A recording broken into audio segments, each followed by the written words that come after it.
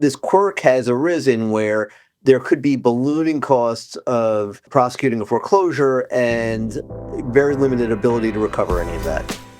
The Weekly Friedman, your source for the most essential information in the default industry, with your host, Adam Friedman. Today we're talking about the cap on recoverable attorney's fees in New Jersey foreclosure actions. To help us walk through this issue, I'm joined by Friedman Vartolo Counsel, Michael Eskenazi. Mike, how's it going today? Terrific. Thanks for joining me today. I think this is an interesting topic. I know it's come up a lot. I also find that a lot of clients and servicers are unaware of this cap, and it creates some confusion.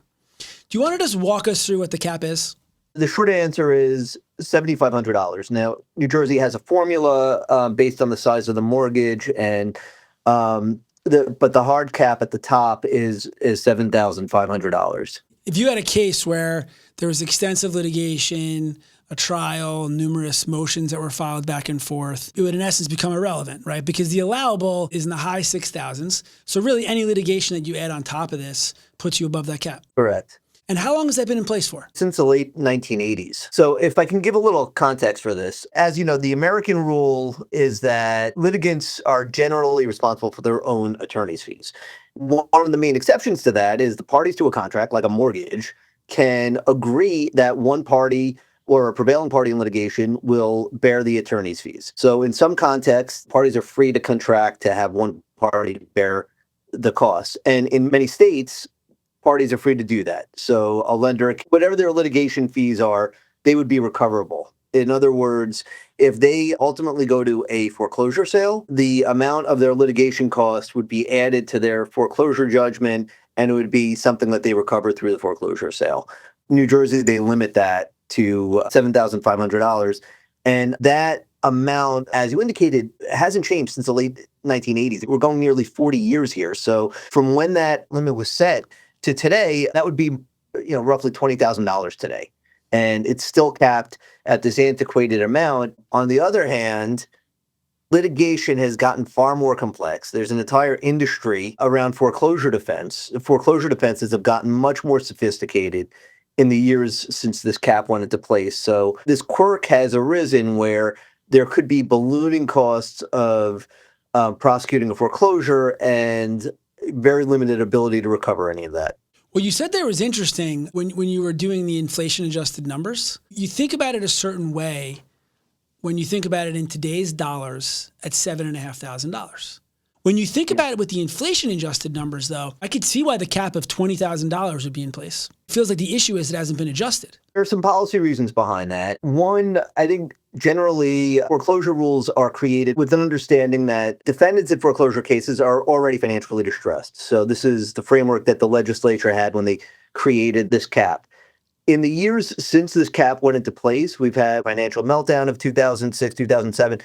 We've had an increase in laws that protect loan borrowers. And so that's sort of the context that this has evolved in. There hasn't really been a push on the other side saying, well, it's not fair to cap lenders at recovering $7,500 when there has been a lot of push and a lot of pressure to increase the protection for borrowers. It's just sort of the legislative environment does not lend itself to revisiting that cap. I think that's really what has been going on. The legislative framework is sort of that courts and the legislature view foreclosure cases as two parties. One, you've got what is generally viewed as a sophisticated lender with deep pockets and a distressed loan borrower. And the system is largely set up to protect the distressed loan borrower. Where the reality does not meet that framework is in a number of places. One, our firm has a number of clients who are not huge multinational financial institutions. Sometimes they're hard money lenders. Sometimes they're small groups of investors that buy mortgage loans.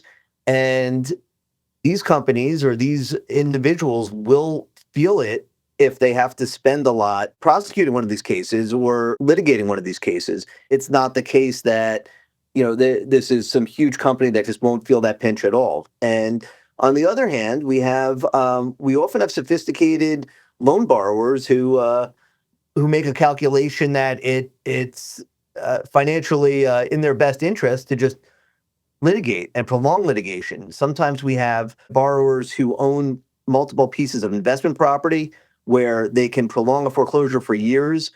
Meanwhile, they're collecting rents, and none of the legal fees are recoverable. During that same period of time, the lender is often putting the bill for property taxes and insurance, and the borrower is essentially has this piece of investment property rent-free where it's rent-free to them, but they're still collecting rents. So we've seen that in a number of instances, and there's very little relief for lenders. Is there any way around the cap? Is there anything we can do to try to get over the cap?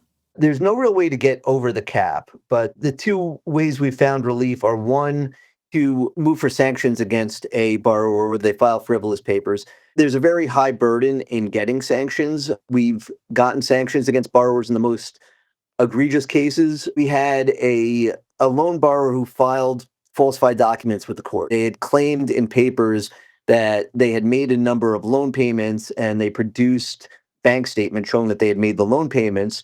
We then subpoenaed the actual bank statements, the bank records, and showed that the borrower had submitted doctored documents to the court and had lied. So that is almost the bar we need to reach to get sanctions.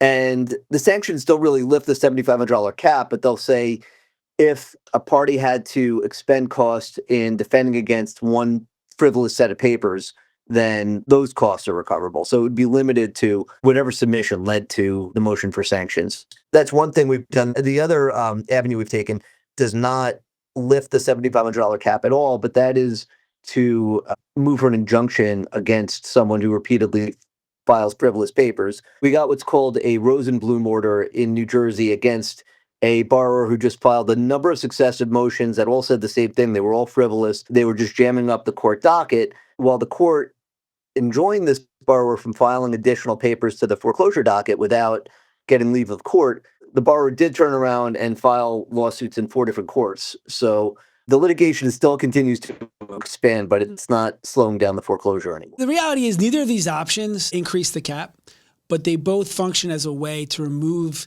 the incentive to continue along with litigation, right? If you know that you might get hit with sanctions, an injunction, at least removes the option to just prolong indefinitely and frustrate the plaintiff's options. Do you think the cap will ever be changed? I don't know where the pressure is going to come from. I think there needs to be some pressure at the state level. And we've seen a number of cases that are egregious, but I don't know whose attention they're really getting. All right, Mike, I really appreciate it. This is a topic that comes up a lot. I think you really shed some light on some of the more pertinent details and kind of highlighted some things that servicers and lenders need to be aware of as they move through the Jersey foreclosure process. So I appreciate it. Thank you, sir.